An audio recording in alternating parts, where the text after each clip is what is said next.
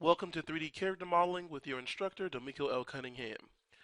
Now, before we get into this series of human modeling, one thing that I really wanted to talk about, and we are doing a more organic model, but one thing that I really wanted to stress, but throughout this series and throughout any series that you'll ever probably see me engage in, I'm not trying to teach the software. So this is not a Maya class. Even though I use Maya within this tutorial workshop, it's not insistent that you use Maya.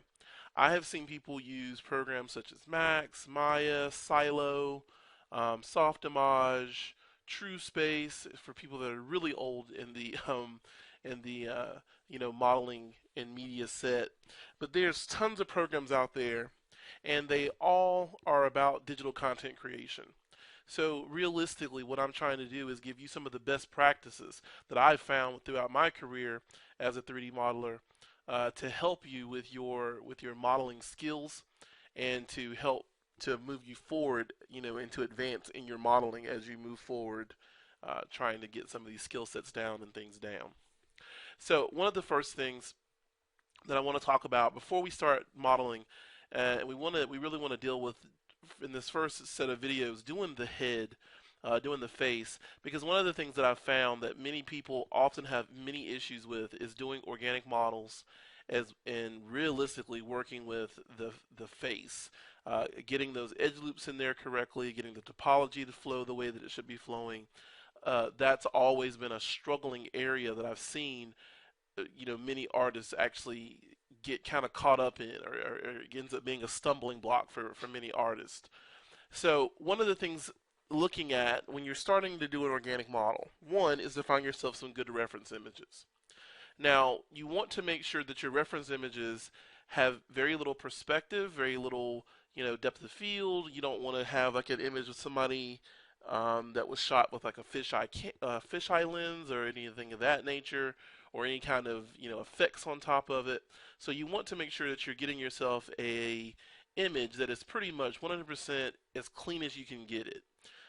So with no distortions of any, or as little distortion as any kind that you can't have. Because I mean, realistically, the lens of a camera is curved, so there's going to be a bit of distortion, but we don't want, things like I was saying before, like a fisheye lens effect or something of that nature on your image. Now, the other thing that I usually do when I'm starting to actually get this image ready to bring into Maya is that for me, I will actually bring the images into Photoshop. So I have these images here of this gentleman, and these came from 3D.sk, and I know a lot of artists out there that use 3D.sk, but these are images from 3D.sk, um, and the really great thing about this is that over the years, 3D.sk has become a repository for reference images. So I think it's very important that you have a library of images that you're using, that you're keeping this stuff so you can have these things to be able to go back to as for reference. So one thing, looking at this right now, inside of Photoshop, and we can see we're inside of Photoshop and not inside of Maya, but here inside of Photoshop, what I've done is I've put down some ruler lines to actually be able to line up major parts of the facial topology of my subject.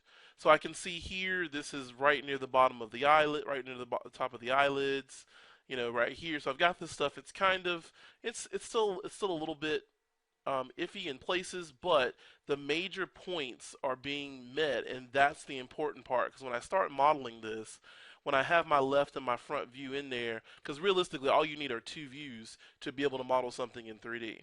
And hopefully, you can always get your front view and your side view at least. Sometimes when you're doing, hard surface models like a vehicle or something of that nature, having your front, your side, your, top, and whatever views you have gives you more control over what you're modeling. But realistically, all you need is a really good front view and a really good side view.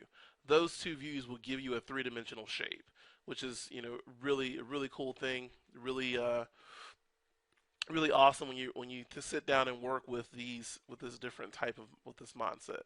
So first things first, I've got this topology. I've got this kind of facial topology laid out, and I can see that these things are matching up pretty nice. If I come in here, and you can even see, here's my little www.3d.sk. But if I come in here and I turn down and I turn the opacity of this layer down and kind of just overlay this on top of this, I can see that, I'm getting, this is lining up really where it needs to be. I've got this all lined up. At this point, all I really want to do is go back in here and adjust my cropping so that I can have, an image that's, compact. I don't want this super huge image. So what I'm going to do right here is I'm going to come in here and I'm just going to scale my side view down to get this where it needs to be. I think that looks pretty good. I'm happy with that. And what I'm going to do is I'm going to come in here and hold down Control. And let's just select around this guy. So I've got this selection going on. I'm just going to make sure I have my marquee tool. And just bring this in a little bit. So I'm going to transform my selection. Just bring this down to right where I want it to. Alright, so now that I've got both of these kind of lined up the way that I need them to be, I'm just going to come in here and crop this image down. So I'm going to crop this. So now what makes this really nice and neat about this process is that when I bring this up to 100%, I've got both of my images. They maintain their space. The topology of the face, and yeah, we're talking about topology right now just as like facial landmarks. Let's change that up. Let's just say facial landmarks. So the landmarks I have right now are lined up. The face is looking good, and I'm gonna go ahead and save these guys out. So I'm gonna go and save these out one at a time. So I'm gonna save this one here. So let's go and let's deselect this first, and I'm gonna do to save this. And I'm going to save this as a JPEG. And I don't know why I saved this for the web. Let's cancel that. Let's not save it for web. So let's just save this as. And I've already made myself a folder. I've already made myself a folder inside of here. Inside of my Maya folder. So Maya projects, head. I'm just going to put this in my source images folder. Just for me. So I'm going to make this left head and make this a JPEG. Save it. Maximum, yes. So let's turn this guy off, and I've still got this guy left in here. And that little black over there is fine. It's not a huge thing.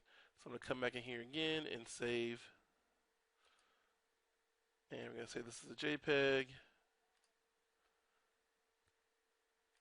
My documents again, go down to Maya and projects, and I have this head folder in there. And once again, inside of this, I'm just going to click on this so it makes this easier and change this to front. Save. And we're good. So I've got both of my images saved. And in the next video, we're going to bring these into, I'm going to have these set up inside of Maya, and we're going to start the modeling process.